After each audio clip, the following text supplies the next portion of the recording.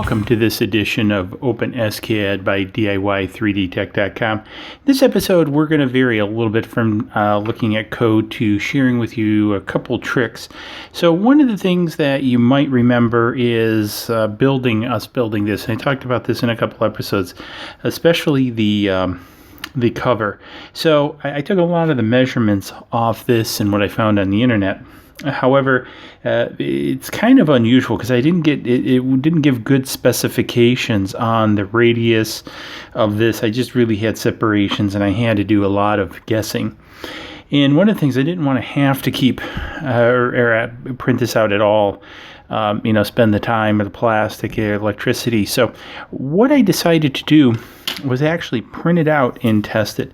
And that's what I want to share in this episode, is how to do that. So one of the things, since we were designing this as a 3D object, you can't export, or at least from Open-SCAD anyway, an STL of a 3D object. So what I ended up doing was I actually exported this as an STL, and then imported it into Tinkercad, and then exported it as an SVGA. Now, I know that sounds a little roundabout.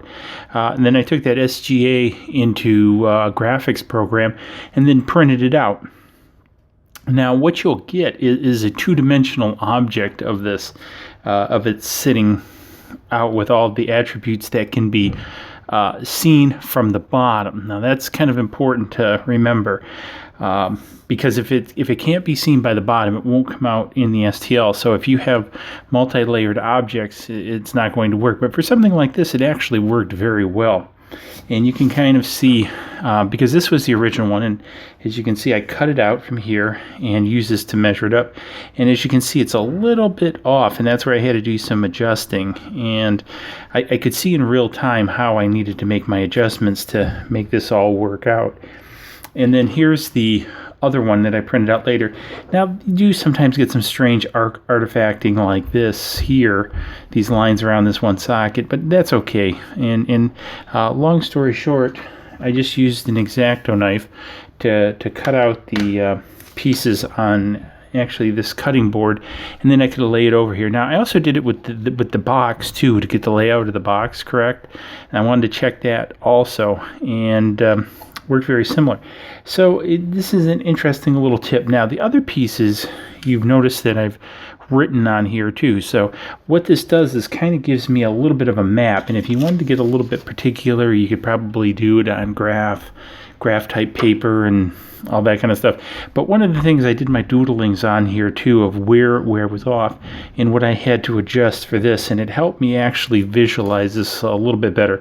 So again, just a little bit of a tip working with Open-SCAD, kind of an interim step to be able to figure it out. Now, I'm sure that there are probably some other programs where you can import an STL and then print it on a 2D paper. If you know of one of those, I'd like to know. Let me know in the comments below, and I'll do maybe a little bit of a video showing it. But I like that interim step of being able to print out a 2D and kind of mesh it up, especially for something like this.